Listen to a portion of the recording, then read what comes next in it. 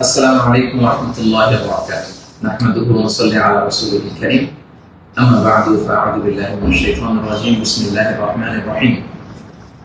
إذا جاء نصر الله والفتح ورأيت الناس يدخلون في دين الله أفواجا فسبح بحمد ربك واستغفره إنه كان توابا. صدق الله العظيم. رب اشرح لي صدري ويسر لي أمري واحلل عقدة من لساني يفقهوا قولي. আল্লাহ তাআলার শুকরিয়া আদায় করছি যে আল্লাহ তাআলা আমাদেরকে একটি গণ বিপ্লব শেষে, একটি গণ অভ্যুত্থান শেষে একটি নতুন বাংলাদেশ দেখবার সুযোগ করে দিয়েছেন। আমরা করছি আলহামদুলিল্লাহ ওয়া শুকরিল্লাহ। আল্লাহ তাআলার শুকরিয়ার পাশাপাশি আমি এই বিপ্লবের সাথে গণ বিপ্লব, গণ অভ্যুত্থানকে যারা নেতৃত্ব দিয়েছেন, লিড দিয়েছেন, এটাকে যারা সমর্থন জুগিয়েছেন, তাদের সবাইকে প্রাণ ঢালা শুভেচ্ছা এবং অভিনন্দন জানাচ্ছি। এই বিপ্লবকে বাস্তবায়ন করবার জন্য যারা নিজের দেহের তাজা রক্তটুকু বিলিয়ে শাহাদাত বরণ করেছেন, আমি শুরুতেই তাদেরকে গভীর শ্রদ্ধার সাথে স্মরণ করছি। তাদের রূহের মাগফিরাত কামনা করছি এবং শাহাদাতের সর্বোচ্চ মাকাম আল্লাহ সুবহানাহু ওয়া তাআলার কাছে আমি কামনা করছি।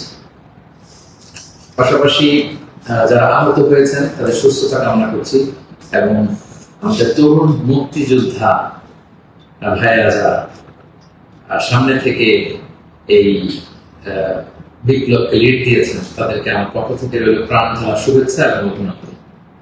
বিশেষ করে বৈষম্য বিরোধী ছাত্র আন্দোলনের যে নেতৃবৃন্দ বা সমন্বয়ক ভাইয়েরা, যারা আপনারা এখনো পর্যন্ত অনেক পরিশ্রম করে যাচ্ছেন, আমাদের সকলের পক্ষ থেকে আপনারা সালাম জানাবেন, শ্রদ্ধা জানাবেন এবং ভালোবাসা জানাবেন।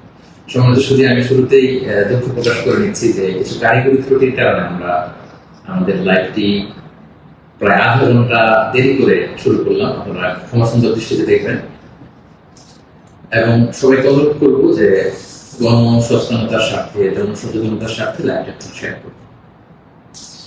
আমি খুব বেশি সময় নিতে চাই না। আমরা আল্লাহর দরবারে শুকরিয়া জানাই। পুরো দেশব্যাপী আনন্দ, উল্লাস, উচ্ছ্বাস, মানুষের মধ্যে একটা ঈদ ভাব। আমরা গত অল্প কয়েকদিন আগে ভাবতে পারেন যে আল্লাহ তাআলা এত দ্রুত আমাদের হাতে বিজয় তুলে দিলেন। তো আমরা আল্লাহর দরবারে কায়মুবাকে শুকরিয়া জানাচ্ছি, শুকরগুজার হচ্ছি, লাখ কোটি শুকর এবং সুজুদ জানাচ্ছি এবং যারা এটাকে বাস্তবায়ন করেছেন তাদের কৃতজ্ঞতা জানিয়ে শুরু করছি। আমি অল্প কয়েকটি কথা রিমাইন্ডার হিসেবে আপনাদের সাথে শেয়ার করে আজকে লাইভটি শেষ করতে চাই। তোমাদের সাথে প্রথম কথা হচ্ছে যে আমরা একটা সাময়িক বিজয় অর্জন করেছি, কিন্তু আমাদের সংকট কিন্তু কাটেনি, অন্ধকার কাটেনি। এখন আমরা গত রাতে কিছু ক্যাওটিক সিচুয়েশনের কথা শুনেছি বাংলাদেশে, আপনারা দেখেছেন অনেকে। আমি নিজেও খুব ক্লোজলি ফলো করছিলাম, সারা রাত ঘুমাতে পারিনি, ফজর করে আমি ঘুমিয়েছি। তো এজন্য আমাদেরকে সজাগ থাকতে হবে।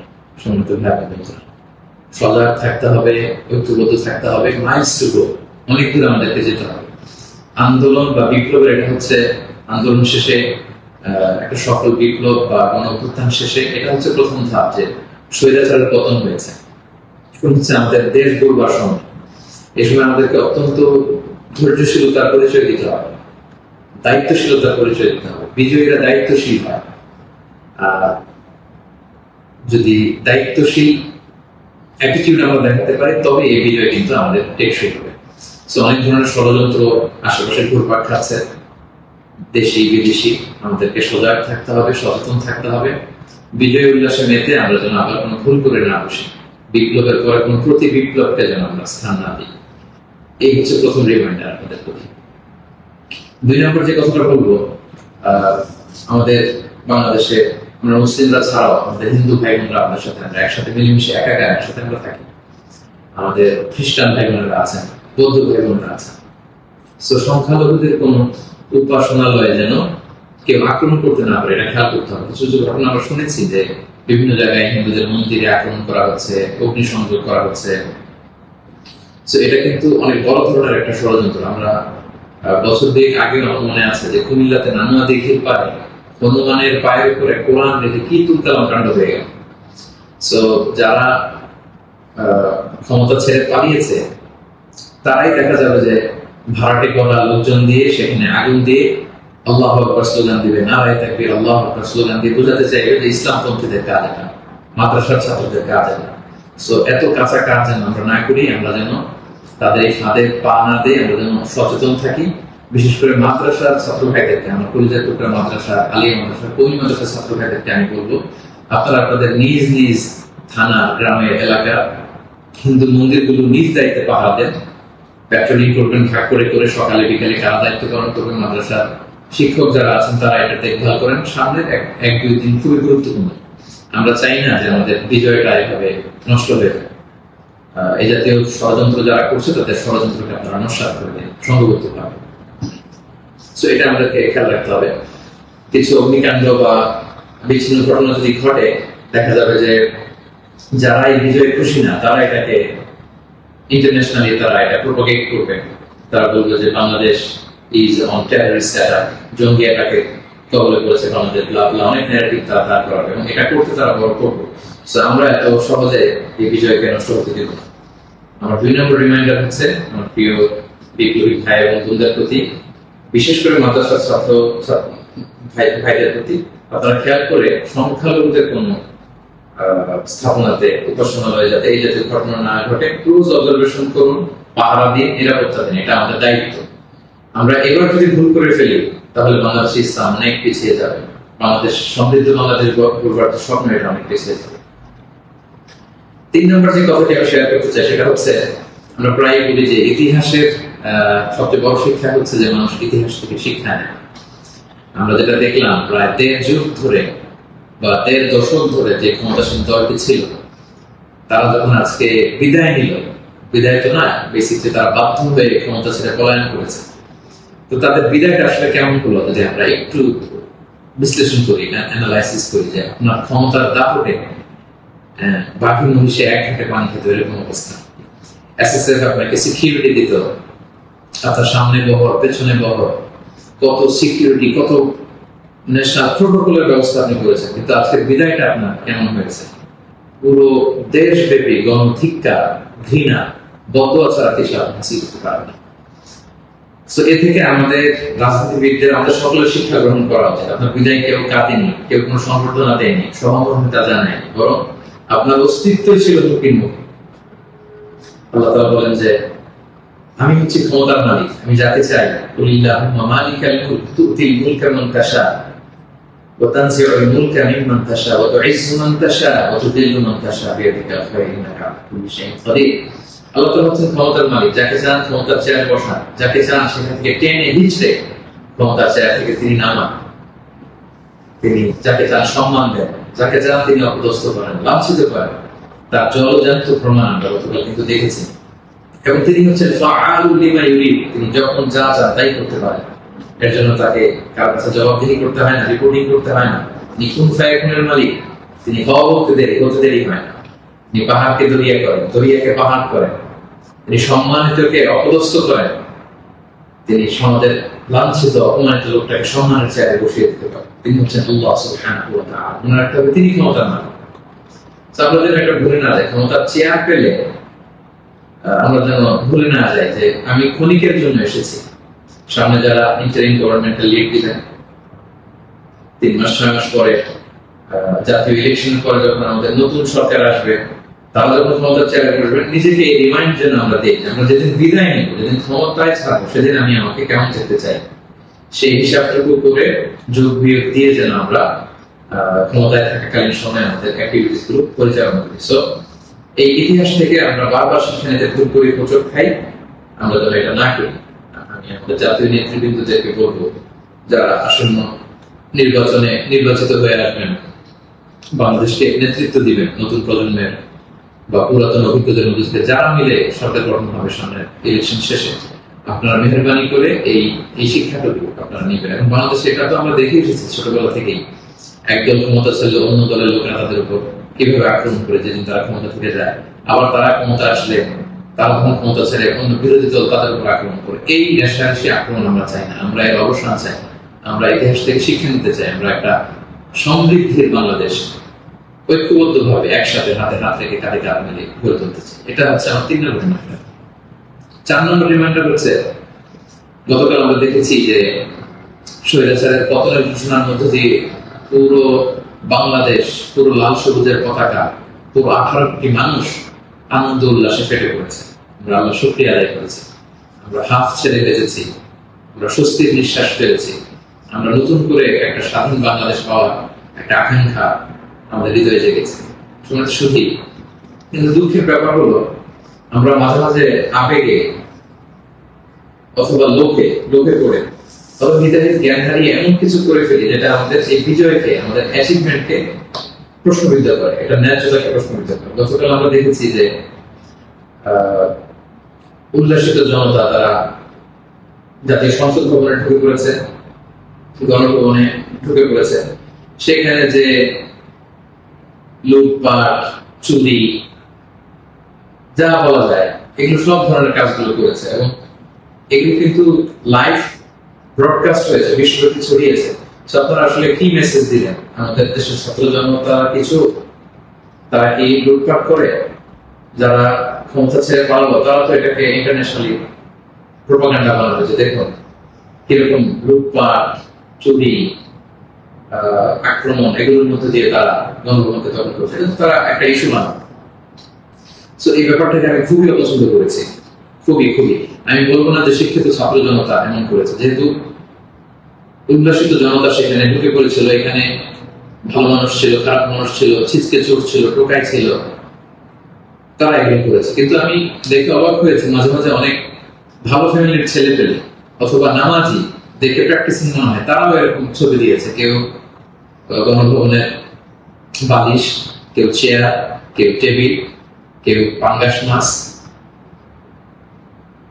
কেউ ফ্রিজের খাবার, যে যেরকম পেরেছে হরিলুট করেছে। এটা আমার চোখে এসেছে এবং গণভবনের নেম প্লেট নিয়ে আসছে। তো এই এতটুকু বিবেকবোধ বা চিন্তা শক্তি কি আমাদের নাই যে এটা তো রাষ্ট্রীয় সম্পদ, নিজের সম্পদ না, এটা তো ভাগ বটোয়ারা হচ্ছে না। আপনি যে গণভবনের চেয়ার নিয়ে আসলেন 3 মাস পরে যে আমাদের নিজেদের ভোটে নির্বাচিত আমাদের ট্রু লিডার যিনি হবেন, আমাদের প্রধানমন্ত্রী, তিনি কোথায় বসবেন? তার চেয়ারটা আপনি চুরি করে নিয়ে আসছেন। তিনি থাকবেন কোথায়? তার বালিশ তো আপনি নিয়ে আসছেন। একটা বালিশ নিয়ে এসে, একটা হাঁস নিয়ে এসে, একটা কম্বল নিয়ে এসে আপনি আসলে কতটুকু লাভ করতে পারলেন? কিন্তু গোটা বিশ্বকে আপনি একটা নেগেটিভ মেসেজ দিলেন এবং আমাদের এই বিজয়কে আপনারা প্রশ্নবিদ্ধ করলেন। এটা অনেক বড় ভুল আপনারা করেছেন, সম্মিলিত ভাই, যারা এটা আপনারা করেছেন। আমরা পৃথিবীর বিভিন্ন জাতি গোষ্ঠীর মধ্যে থেকে তাদের অনেক ভালো গুণ দেখি, এগুলোকে আমরা নিতে পারি না? মানুষ তো নিজেদেরকে ভালো জিনিস দেখে দেখে সেগুলো অ্যাডপ্ট করে করে মানুষ নিজেকে সুন্দর করে, পলিশ করে। আমরা জাপানিজদেরকে দেখেছি তারা কত ভদ্র পরিচ্ছন্ন। অলিম্পিকে তারা খেলা দেখতে যে স্টেডিয়ামের মধ্যে দর্শকেরা যখন খাবারের প্যাকেট, চিপস, পানির বোতল, টিস্যু ফেলে দিয়েছিল, তারা অন্যান্য দর্শকদের মতো স্টেডিয়াম ছেড়ে চলে যায়। খেলা দেখা শেষে তারা নিজেরা সব ময়লাগুলো, গার্বেজ গুলো পরিষ্কার করে তারপর ক্লিন করে সেই দর্শক গ্যালারি তারা ছেড়েছে। গোটা বিশ্বে তারা প্রশংসিত হয়েছে। তো এই যে তারা একটা মেসেজ দিল গোটা বিশ্ববাসীকে যে আমরা সিভিলাইজড, আমরা পরিচ্ছন্ন। আমরা আমাদের গতকালের বিজয় উদযাপন করতে যে এটা করতে পেরেছি, এই যে আমাদের মধ্যে অধৈর্য, অস্থিরতা, এই যে সাময়িক বেনিফিটের হওয়ার যে মানসিকতা, এইটা যদি আমরা ঠিক করতে না পারি, এই গণবিপ্লবে, গণ অভ্যুত্থানে নতুন সরকার কিচ্ছু আসা যাবে না প্রিয় ভাইরা। মানে I'm telling you the truth, I'm telling you the reality, এটা আপনাদের মনে রাখতে হবে। বাস্তবতা হচ্ছে আমরা যেমন, আমাদের নেতারাও যেমন।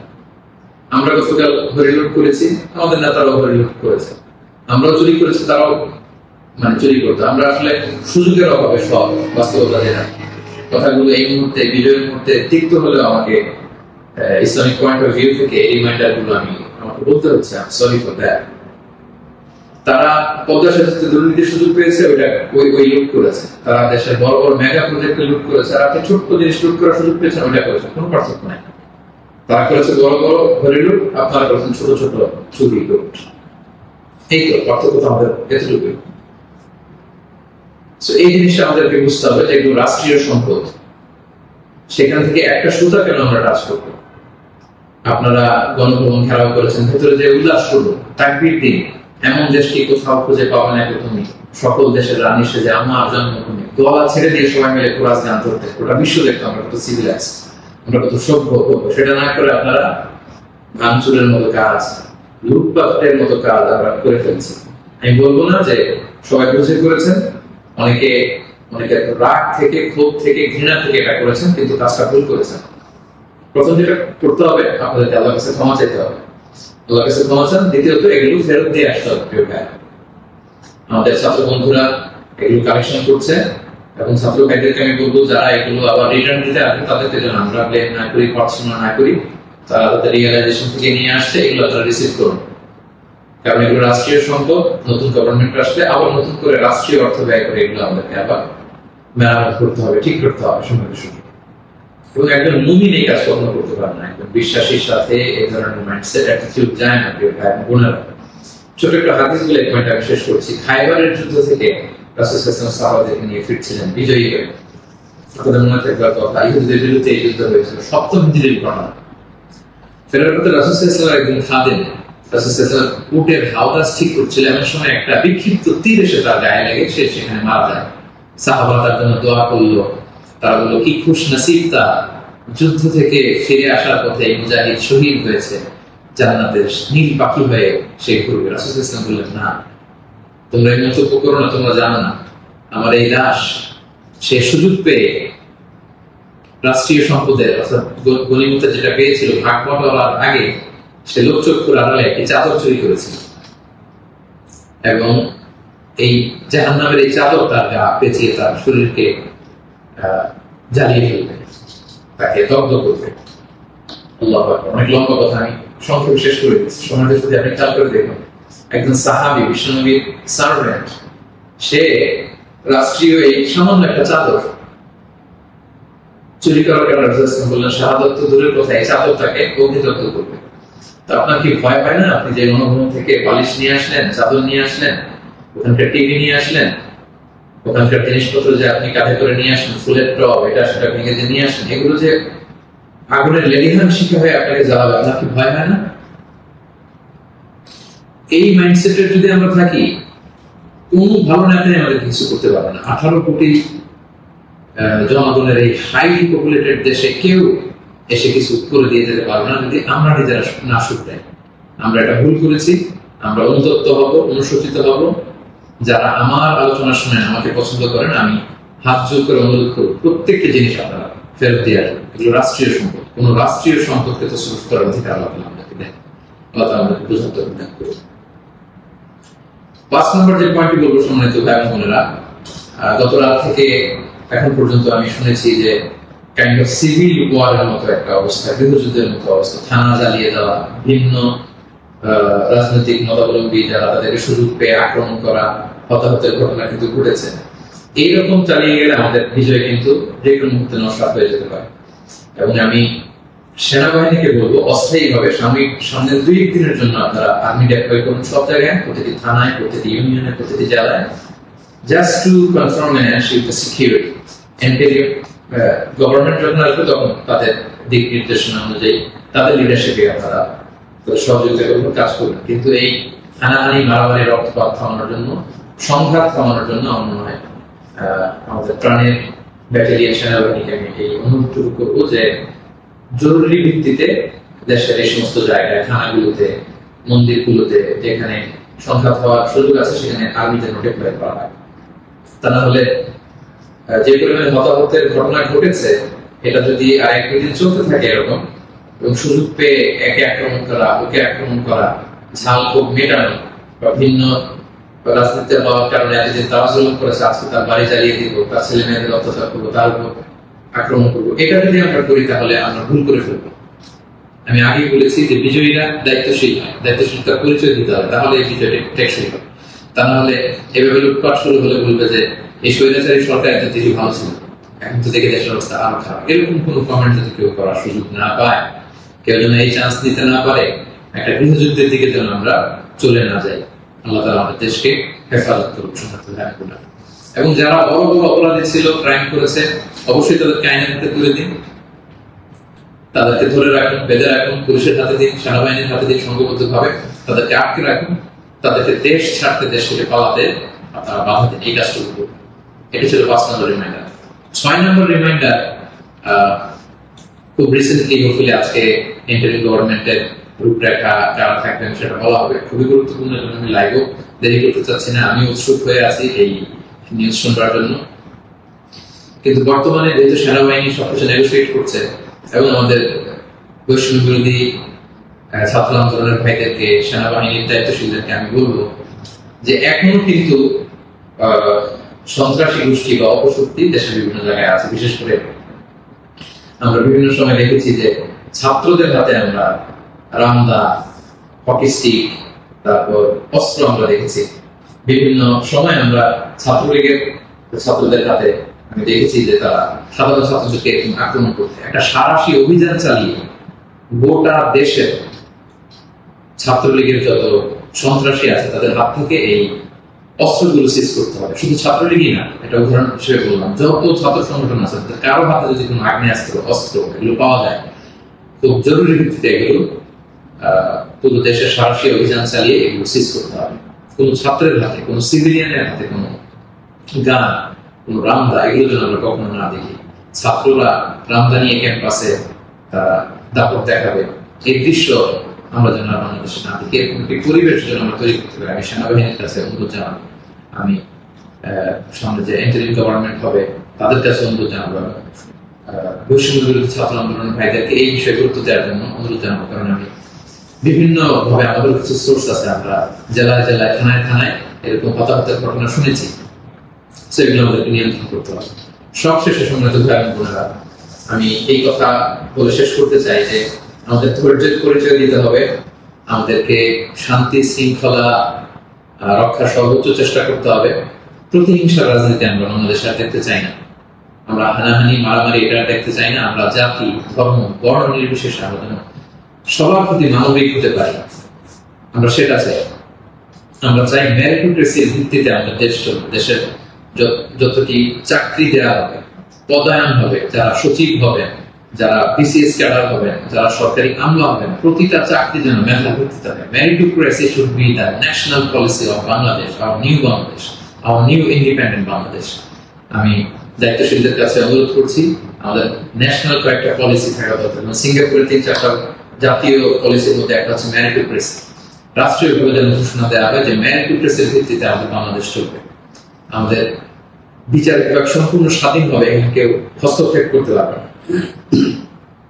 কোনো চাঁদাবাজি আমাদের বাংলাদেশে চলবে না, কোনো ঘুষ বাংলাদেশে চলবে না। একটা সমৃদ্ধির বাংলাদেশ আমরা যেটা স্বপ্ন দেখি, আমরা যে স্বাধীন বাংলাদেশের স্বপ্ন দেখি, আমরা যেন একসাথে সেটা করতে পারি। Together we rebuild hour nation again ইনশাআল্লাহ। সো সম্মানিত সুধী, আমি এই আহ্বান জানিয়ে শেষ করব, কেউ আইন শৃঙ্খলা অবনতি ঘটাবেন না, সংঘাতে জড়াবেন না, আইন নিজের হাতে তুলে নেবেন না। সংখ্যালঘু ভাইদের দিকে দৃষ্টি রাখুন, কারণ এইটাকে তারা টার্গেট করে একটা প্রতি বিপ্লব, দেশে একটা ক্যাওটিক সিচুয়েশন তৈরি করবে। এবং পুলিশ বাহিনী, সেনাবাহিনী, বিমান বাহিনী, র্যাব, আনসার, বিটিআর, প্রত্যেকটি বাহিনীকে আমি বলবো যে আপনাদের কাছে অনেক বড় দায়িত্ব। দেশের শান্তি শৃঙ্খলা, সিকিউরিটি, নিরাপত্তা নিশ্চিত করে এগুলো আপনাদের দায়িত্ব। আসুন আমরা সবাই হাতে হাত রেখে, কাঁধে কাঁধ মিলে আমাদের নতুন বাংলাদেশ গড়ে তুলি। এই সামনের 1-2 দিন খুবই ক্রুশাল। আপনারা কেউই অস্থির, অধৈর্য হয়ে রাগে বসে বিভিন্ন থানা জ্বালিয়ে দেওয়া হচ্ছে, আমি শুনছি। সাধারণ পুলিশদের উপর আক্রমণ করা হচ্ছে। পুলিশরা খুব অল্প বেতনের চাকরি করে, তারা আমাদেরকে নিরাপত্তা দেয়। তো তারা উপরের অর্ডারে এতদিন এগুলো করেছে, তাই বলে আপনি পুলিশের উপরে আক্রমণ করতে পারেন না। আপনার দলের বিরোধী বলে আপনি তাদেরকে আক্রমণ করতে পারেন না। সুযোগ পেয়ে আপনি এই অন্যায়ভাবে এটার ব্যবহার আপনি করতে পারেন না। আমরা যেন সুশৃঙ্খল থাকি, আমরা যেন দায়িত্বশীলতার পরিস্থিতি একটা মানবিক বাংলাদেশ, একটা সাম্যে পরিপূর্ণ, একটা সমৃদ্ধ বাংলাদেশ আমরা দেখতে চাই। অনেকেই আমাকে ব্যক্তিগতভাবে মেসেজ করেছেন, কল করেছেন, সবাইকে শুকরিয়া জানাই, জানতে চেয়েছেন যে শাইখ আপনি কবে আসবেন। আমি আপনাদেরকে এতটুকু নিশ্চিত করছি যে আমি শীঘ্রই বাংলাদেশে আসছি ইনশাআল্লাহ। স্বাধীন বাংলাদেশে আপনাদের সবার সাথে আবারও পুনরায় সাক্ষাতের আকাঙ্ক্ষা এবং অপেক্ষায় আমি রইলাম। সাম্য, মানবিক মর্যাদা এবং সামাজিক সুবিধা প্রতিষ্ঠিত করে আমরা যেন একটা সমৃদ্ধ বাংলাদেশ সবাই করে তুলতে পারি, সেই প্রত্যাশায় আজকে এই সংক্ষিপ্ত লাইভ সেশন এখানে শেষ করছি।